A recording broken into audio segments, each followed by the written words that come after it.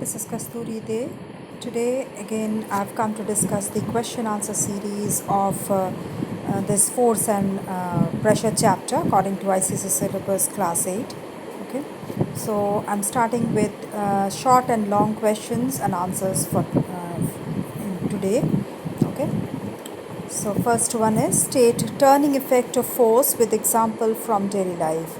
The turning effect of a single force about a fixed point, that is pivot, is the moment.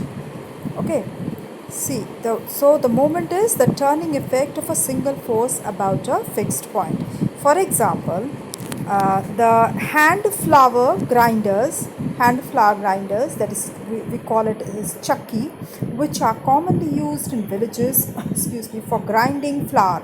The upper circular stone of the grinder is provided with a wooden handle near its edge. Okay, this wooden handle is near its edge, and therefore the distance between the handle and the turning point is the center is maximum. That is, the perpendicular distance is maximum. This helps in reducing the effort required to turn the upper wheel. So it is the turning effect of daily life. It's an example for the turning effect of the daily life. Now, second question is define moment of force and its unit. The moment of force is equal to the product of the magnitude of the force and the perpendicular distance of the force from the pivoted point. Okay, the magnitude of the force, that is the force, measurement of the force that is given, with the perpendicular distance of the force from the pivoted end. Product of these two makes the moment of force, and unit of moment of force is Newton meter. Okay, next we come to define the term pressure. Pressure is defined as the thrust per unit area. Now state and define the SI unit of pressure. SI unit of pressure is Pascal. When a force of 1 Newton acts on an area of 1 meter square, the pressure acting on the surface is 1 Pascal. Okay. Then explain the following. Why are double tires provided at the rear wheels of a truck? It is so because most of the weight of these vehicles is towards their rear axle, that is at the back portion.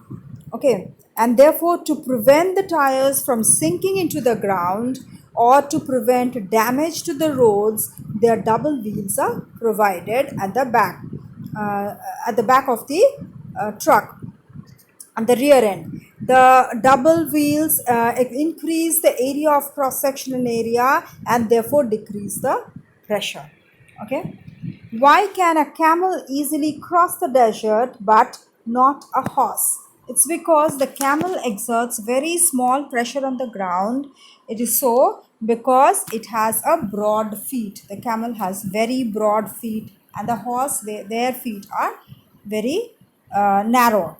Okay, so the cross-sectional area is less. The pressure exerted by them on the ground will be more, and as the camels, they have broad feet, the cross-sectional area is more. Therefore the camels will exert less pressure on the ground. Okay, next is why are flat and long skis used for gliding over the snow?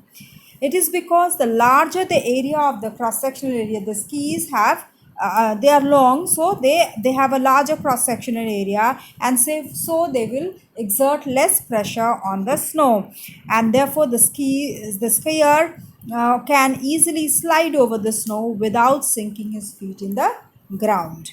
Okay, why is the foundation of a building made very wide as compared to its walls?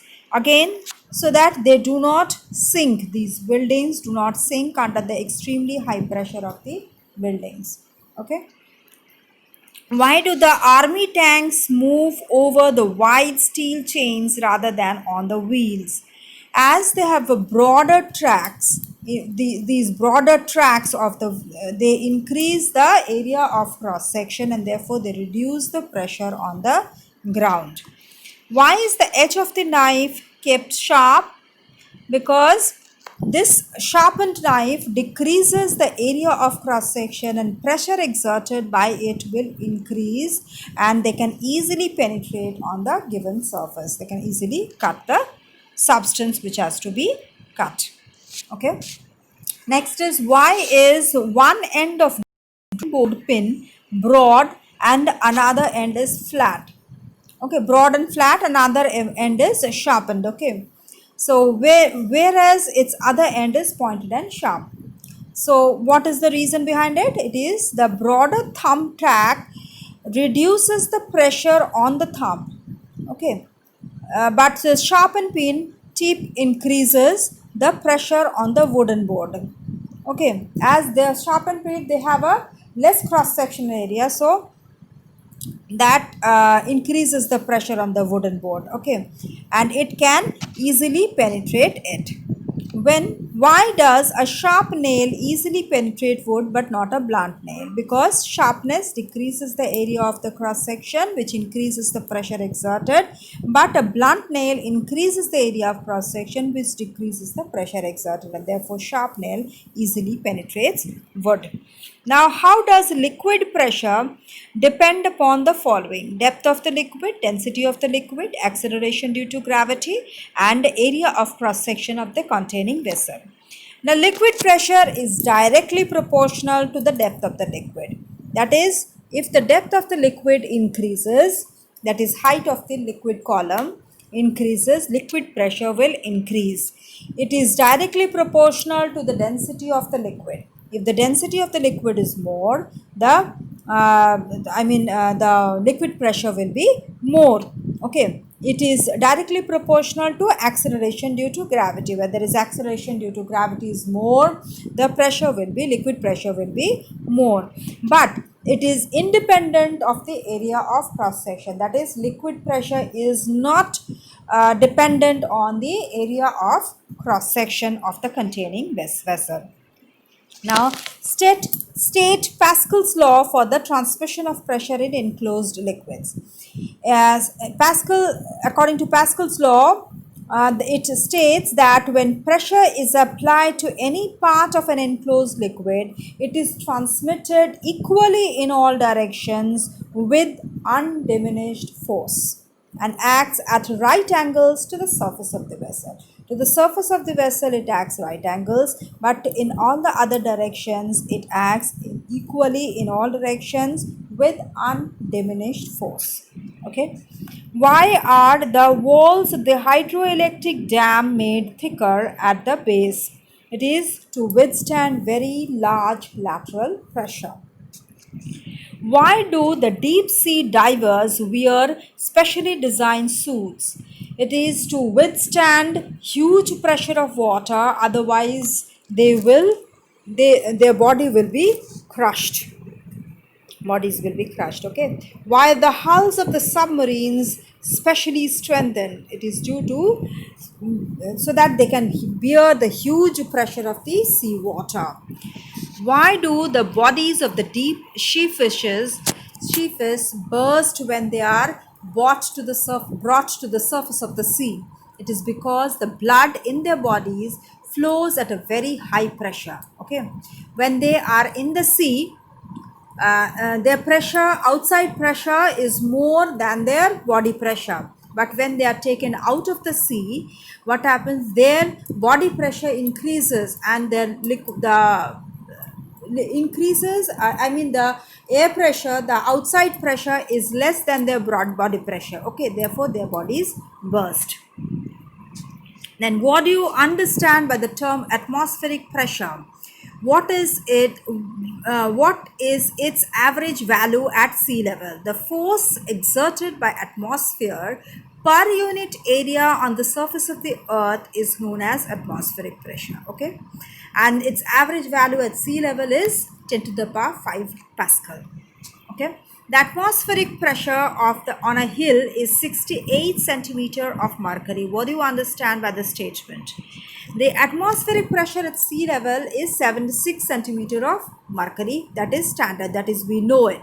Okay, but as we go up a hill, the pressure decreases. Okay, and hence the pressure becomes 68 centimeter of mercury. That means we are at a certain level of height, at a certain level above sea level. Okay, this statement states that we are at a certain height above the sea level. Now, how does atmospheric pressure changes with the changes in altitude, change in altitude? The atmospheric pressure decreases with the increase in altitude. Therefore, as we go higher above the Earth's surface, the air pressure decreases. But briefly describe with the construction of a simple barometer. Describe the construction of a simple barometer. See, simple barometer consists of a glass tube with a narrow uniform bore. Okay, its length is 100 centimeters.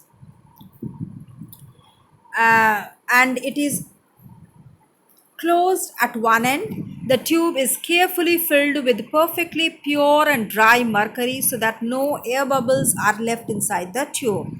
Now, thumb is placed slightly on the open end of the tube, and it is diverted in a base containing mercury. The thumb is removed from the open end under the level of the mercury of the bowel, and it is observed that some mercury moves down from the tube into the trough, okay, and thereby creating an empty space which is known as toracilian vacuum just above the mercury column in the tube.